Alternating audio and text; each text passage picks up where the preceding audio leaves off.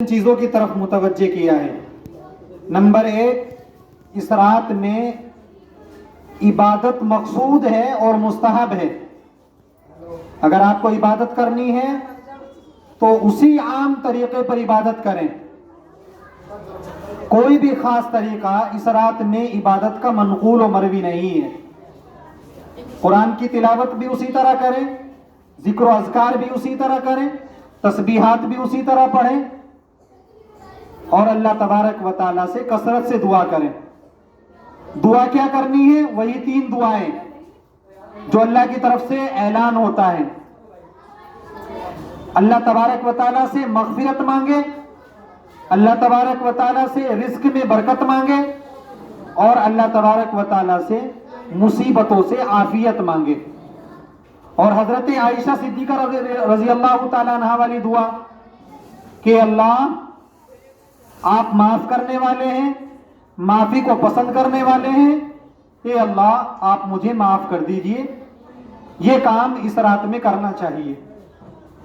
اور دیگر جو طریقے ہیں، سوشل میڈیا پر جو گھومتے رہتے ہیں، طرح طرح کے لوگ جو بتاتے رہتے ہیں، آپ ان سے بالکل اجتناب کریں، ان سے پرہیز کریں، وہ طریقے ثابت نہیں ہیں کہ 1 رکعت پڑھیں، اس میں 40 مرتبہ قل ہو اللہ پڑھ لیں، کسی میں 20 مرتبہ پڑھ لیں، ساری زندگی کی نمازیں ختم ہو جاتی ہیں۔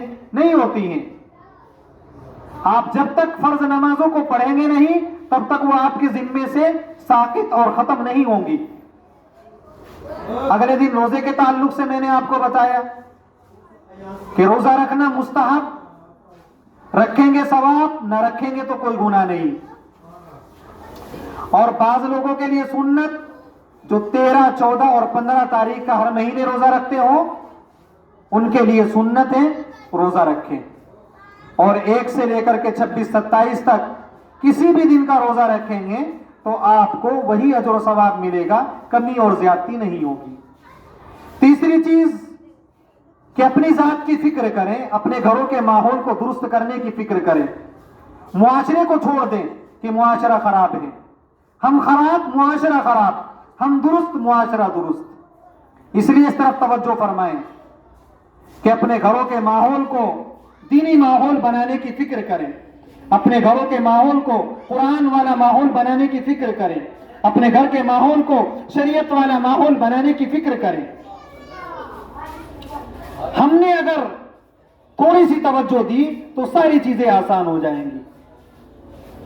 صبح کو میں نے کہا کام کاج آپ کریں، ناشتہ بنائیں، دوپہر کا کھانا بنائیں، شام کا کھانا بنائیں، اپنے بچوں کو دودھ پلائیں، یا اور کوئی بھی کام کرنا ہو آپ کو گھریلو زندگی کا، وہ باوضو ہو کر کے کیا کریں۔ انشاءاللہ اس کے ثمرات اور اس کی برکتیں آپ کو اپنی نسلوں میں نظر آئیں گی۔ اور میں نے ایک آپ کو صدقے کی طرف متوجہ کیا کہ آپ صدقہ اگر نکالیں، روزانہ ماحول بنائیں کہ کم سے کم 1 روپیہ صدقہ ضرور نکالیں، اور اس صدقے کو اپنے سرپرست، اپنے ذمہ دار حضرت قاری زاہد صاحب دامت برکاتہم العالیہ جو اس ادارے کے ذمہ دار ہیں، ان کے حوالے کریں کہ وہ صحیح جگہ پر اس صدقے کی رقم کو خرچ کریں گے۔ صدقہ بلاؤں کو ٹالتا ہے، مصیبتوں کو دور کرتا ہے، بیماریوں کو ختم کرتا ہے۔ لیکن آج ہم صدقہ بھی نکالتے ہیں، بیماریاں ختم نہیں ہوتی، بلائیں دور نہیں ہوتی، مصیبتیں ہم سے نہیں جاتی ہیں۔ تو اس کا مطلب یہ ہے کہ ہم صدقہ تو نکال رہے ہیں، لیکن صدقے کی رقم صحیح جگہ پر نہیں پہنچ رہی ہے۔